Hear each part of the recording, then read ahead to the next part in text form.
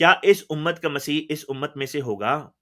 نیز لفظ نزول تو ثابت کرتا ہے کہ آسمان سے اترے گا جو بھی اترے گا. پس اب اس سوال کے بارے میں جو ہے وہ ہم کیا کہہ سکتے ہیں؟ پہلی چیز تو یہ، نزول کے بارے میں پہلے بھی یہ بات بیان کرایا ہوں کہ نزول کے لفظ سے غلطی نہیں کھانی چاہیے. نزول کے لفظ کا عربی زبان میں اتنا معنی بنتا ہے کہ جی کسی چیز کا آنا یا کسی کا آنا. اسی لیے عربی زبان میں مسافر کے لیے نزیل کا لفظ استعمال کیا جاتا ہے، حالانکہ مسافر آسمان سے نہیں اترتا. اور عیسیٰ علیہ السلام کے لیے بھی آسمان سے اترنے کے الفاظ نہیں آتے.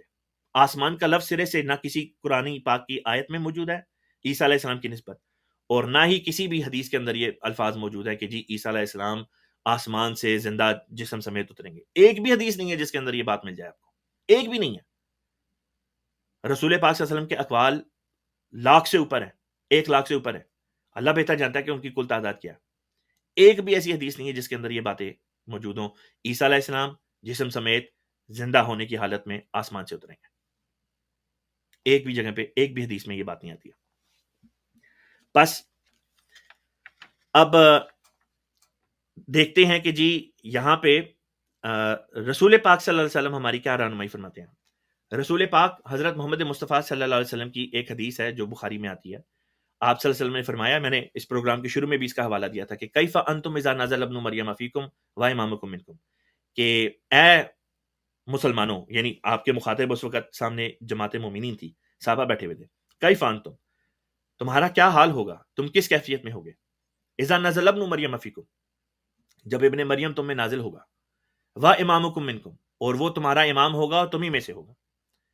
یہی حدیث تھوڑے سے مختلف الفاظ کے ساتھ صحیح مسلم میں بھی آئی، جہاں پہ فرمایا فَأَمَّكُم مِّنكُم، پس وہ تمہاری امامت کریں گے تمہیں میں سے ہوتے ہوئے، یعنی ابن مریم جن کا ذکر کیا جا رہا ہے. اب منکم کے الفاظ بتاتے ہیں کہ یہ منکم تم میں سے ہونے سے مراد یہ کہ وہ مسلمانوں میں سے ہوں گے، وہ یہودیوں میں سے نہیں آئیں گے. عیسیٰ علیہ السلام تو مذہباً یہودی تھے، پس وہ یہودیوں سے نہیں آئیں گے، وہ امت موسیہ سے نہیں آئیں گے، بلکہ خود مسلمانوں میں سے اٹھیں گے. اللہ تعالیٰ ان کو مبعوث فرمائے گا. لہٰذا اگر بعض احادیث میں نزول کا لفظ آیا ہے تو بعض دیگر احادیث میں عیسیٰ علیہ السلام کی بابت بعثا کا لفظ بھی آیا ہے کہ اللہ ان کو مبعوث فرمائے گا.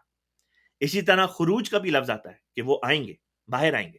اب یہ تمام باتیں جب آپ مد نظر رکھیں، دیکھیں یہی لفظ بعثا اللہ تعالیٰ نے رسول پاک صلی اللہ علیہ وسلم کے لیے بھی استعمال فرمایا ہے. اور مزے کی بات یہ کہ لفظ نزول بھی اللہ تعالیٰ نے قرآن پاک میں رسول پاک صلی اللہ علیہ وسلم کے لیے استعمال فرمایا. لیکن دونوں جگہوں پہ رسول پاک صلی اللہ علیہ وسلم کی پیدائشی مراد لی جاتی ہے. ایک جگہ پہ بھی یہ مراد نہیں لی جاتی کہ جی حضور صلی اللہ علیہ وسلم کو اللہ تعالیٰ نے آسمان سے نازل کیا جسم سمیت، بلکہ یہ مراد لی جاتی ہے کہ اللہ تعالیٰ کی طرف سے آئے حضور صلی اللہ علیہ وسلم، لیکن کس طرح سے آئے؟ پیدا ہو کر، جس طرح پیدائش ہوتی ہے. تو یہ بات ثابت کرتی ہے کہ عیسیٰ علیہ الصلوۃ والسلام جو ہیں ان کی بھی، یعنی اس امت میں آنے والے عیسیٰ کی میں بات کر رہا ہوں، اس امت میں آنے والے ابن مریم کی بات کر رہا ہوں کہ وہ جو ہوگا ان کی بھی پیدائش ہوگی، نہ کہ یہ کہ وہ جسم سمیت آسمان سے اتریں گے. پھر ایک اور حوالہ ہے جو بڑا دلچسپ ہے، اب میں آپ کے سامنے اسکرین کے اوپر اس حوالے کو لے کر آتا ہوں. یہ حوالہ ہے جلال الدین سیوطی رحمت اللہ علیہ کا، اور اس حوالے میں جلال الدین سیوطی رحمت اللہ علیہ، یہ میں اسکرین کے اوپر لے کر آ رہا ہوں تاکہ آپ لوگ ساتھ ساتھ میرے ساتھ اس حوالے کو دیکھ بھی سکیں. ایک بڑی دلچسپ یہاں پہ بات بیان کی جا رہی ہے جو جلال الدین سیوطی رحمت اللہ علیہ نے اپنی یہ تفسیر ہے اس کے اندر یہ اس روایت کو لے کر آئے، اور اس روایت میں انہوں نے یہ بات بیان کی ہے کہ یہ ہے جی ٹائٹل خصائص الکبریٰ کتاب کا نام ہے، اور اب میں آپ کے سامنے اس کا یہ حوالہ لے کر آتا ہوں. یہ پہلے آپ کو اصل صفحہ دکھا دیتا ہوں، پھر اس کے بعد اردو میں اس کا ترجمہ میں آپ کے سامنے پیش کر دوں گا.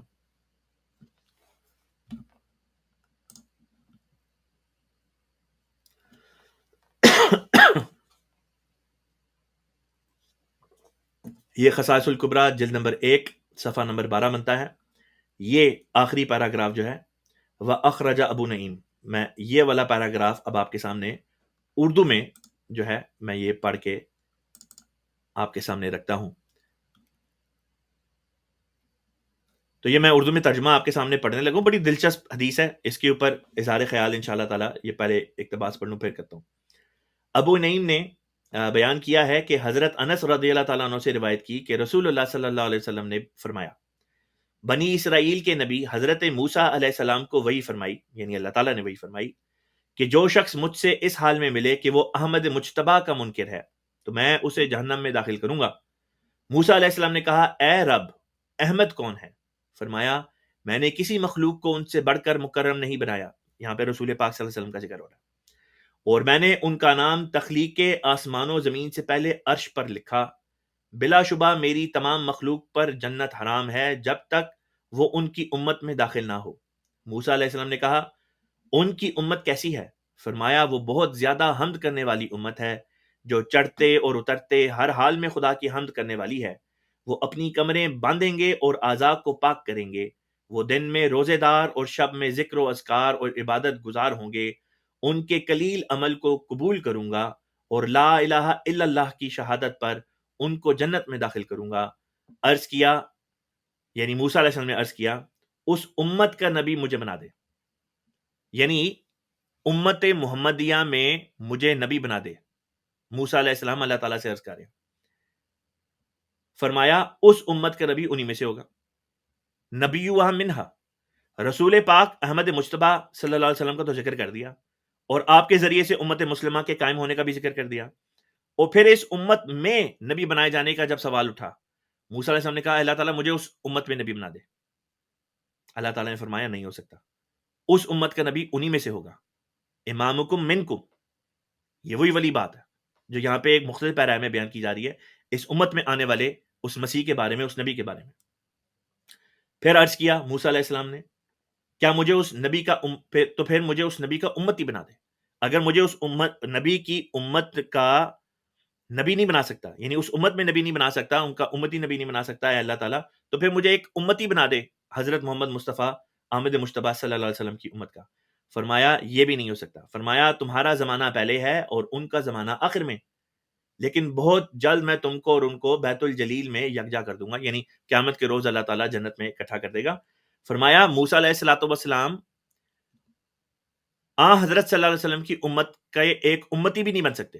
کیوں نہیں بن سکتے؟ موسیٰ علیہ السلام کا زمانہ پہلے ہے, رسول پاک صلی اللہ علیہ وسلم کا زمانہ بعد میں ہے. اب خود سوچیں, وہ مولوی حضرات جو یہ کہتے ہیں کہ جی عیسیٰ علیہ السلام جب آئیں گے تو وہ رسول پاک صلی اللہ علیہ وسلم کی امت میں امتی بن کے آئیں گے, یہ حدیث اس بات کو روکتی ہے. عیسیٰ علیہ السلام کا زمانہ رسول پاک صلی اللہ علیہ وسلم کے زمانے سے پہلے ہے, بس عیسیٰ علیہ السلام محمد مصطفیٰ صلی اللہ علیہ وسلم کی امت میں شامل نہیں ہو سکتے. یہی بات قرآن پاک کی ایک آیت ہے سورہ آل عمران کی, میں آپ کی خدمت میں پیش کرتا ہوں, جس میں اسی مضمون کو اللہ تبارک و تعالیٰ نے ان الفاظ میں بیان کیا. اللہ تعالیٰ فرماتا ہے, آیت نمبر 66 سورہ آل عمران, فرمایا, یا اہل الکتابی, اے اہل کتاب لوگوں, لما تحاجون, تم کیوں جھگڑا کرتے ہو, فی ابراہیم, ابراہیم کے بارے میں, یعنی اے یہود و نصارہ تم کیوں جھگڑا کرتے ہو ابراہیم کو لے کے, وما انزلت التوراۃ, جبکہ نازل نہیں ہوئی تھی تورات, والانجیل, اور انجیل, الا من بعدہ, بلکہ اس کے بعد میں. یہود کہتے تھے ابراہیم یہودی ہیں, عیسائی کہتے تھے کہ ابراہیم جو ہیں وہ عیسائی ہیں. اللہ تعالیٰ فرماتا ہے کہ یہ دونوں باتیں اس لیے غلط ہیں کیونکہ ابراہیم ان دونوں, یعنی تورات کا نزول جس نے یہودی بنایا, انجیل کا نزول جس نے لوگوں کو عیسائی بنایا, نصارہ بنایا, مسیحی بنایا. اللہ تعالیٰ فرماتا ہے ان دونوں کا نزول تو ابراہیم علیہ السلام کے زمانے سے بہت بات کا ہے, بس ابراہیم تو پہلے ہو چکے, ان کو بعد میں آنے والی امت میں کس طرح شامل کیا جا سکتا ہے؟ ممکن ہی نہیں ہے, ہو ہی نہیں سکتا. بعد میں آنے والا اپنے سے پچھلے نبی کی امت میں تو ہو سکتا ہے, جیسے عیسیٰ علیہ السلام تھے, موسیٰ علیہ السلام کے بعد میں آئے, لیکن عیسیٰ علیہ السلام کو اللہ تعالیٰ نے موسیٰ علیہ السلام کی امت میں قرار دیا. ٹھیک اسی طرح ابراہیم علیہ السلام جو تھے نوح علیہ السلام کے بعد آئے, لیکن ان کو منشیاتی ہی کہہ کے بیان کیا کہ ابراہیم جو ہیں وہ نوح علیہ السلام کی امت میں سے ہیں, ان کے گروہ میں سے. بعد میں آنے والے کو پہلے نبی کی امت کا حصہ قرار دیا جا سکتا ہے, پہلے آنے والے کو بعد میں آنے والے نبی کی امت کا حصہ قرار نہیں دیا جا سکتا. قرآن کی یہ آیت اس بات کو ثابت کرتی ہے, اور خصائص الکبریٰ سے ایک حدیث کا حوالہ بھی میں نے آپ کے سامنے رکھ کے اس بات کو ثابت کر دیا کہ عیسیٰ علیہ السلام اس امت میں نہیں آ سکتے. یہاں پہ ایک عصر حاضر کے یعنی ہمارے اس دور کے ایک بہت بڑے عالم دین گزرے ہیں جن کا نام ہے مولانا وحید الدین خان صاحب، اور یہ ان کا تعلق ہندوستان سے تھا. چند سال قبل ان کی وفات ہوئی ہے، کچھ 100 کے قریب ان کی عمر تھی ماشاءاللہ. ان کی ایک کتاب ہے، میں اس میں سے ایک حوالہ اب آپ کی خدمت میں اس وقت پیش کرنا چاہوں گا. ان کی اس کتاب کا نام ہے قیامت کا الارم، اور اس میں انہوں نے قیامت کی جو مختلف علامات بیان کی ہیں، مختلف نشانیاں بیان کی ہیں، میں ان کا ذکر یہاں پہ اس وقت آپ کے سامنے کرنا چاہتا ہوں. تو یہ ہے جی قیامت کا الارم، یہ اس کتاب کا ٹائٹل ہے، یہ مولانا موصوف مرحوم کا نام ہے، اور یہ صفحہ نمبر 49 سے آگے کا مضمون ہے جو میں اس وقت آپ کے سامنے رکھ رہا ہوں. آپ بیان کرتے ہیں مسیح کی آمد ثانی کا مسئلہ. اس بحث سے تعلق رکھنے والا ایک مسئلہ وہ ہے جس کو مسیح کی آمد ثانی کا مسئلہ کہا جاتا ہے. عام طور پر یہ سمجھا جاتا ہے کہ حضرت مسیح آسمان پر زندہ ہیں اور آخری زمانے میں وہ جسمانی طور پر آسمان سے اتر کر زمین پر آئیں گے اور دجال کو قتل کریں گے. یہ تصور اگرچہ لوگوں میں کافی پھیلا ہوا ہے، مگر وہ اپنی موجودہ صورت میں نہ قرآن سے ثابت ہوتا ہے اور نہ احادیث سے. حدیث کی مختلف کتابوں میں تقریباً 2 درجن معتبر روایتیں ہیں جن میں مسیح کی آمد کا ذکر ہے، لیکن قابل غور بات یہ ہے کہ ان میں سے کسی بھی روایت میں یہ الفاظ موجود نہیں کہ مسیح جسمانی طور پر آسمان سے اتر کر زمین پر آئیں گے. آسمان سے اترنے کا نظریہ روایتوں میں مکمل طور پر غیر موجود ہے ہی نہیں سرے سے. اس سلسلے میں جو بات ہے وہ صرف یہ ہے کہ روایتوں میں نزول اور بعث کا لفظ استعمال ہوا ہے، مگر صرف اس لفظ سے یہ ثابت نہیں ہوتا کہ حضرت مسیح آسمان سے اتر کر نیچے زمین پر آئیں گے. عربی زبان میں نزول کا لفظ سادہ طور پر آنے کے معنی میں استعمال ہوتا ہے، نہ کہ آسمان سے اترنے کے معنی میں. اسی اعتبار سے مہمان کو نزیل کہا جاتا ہے، یعنی آنے والا.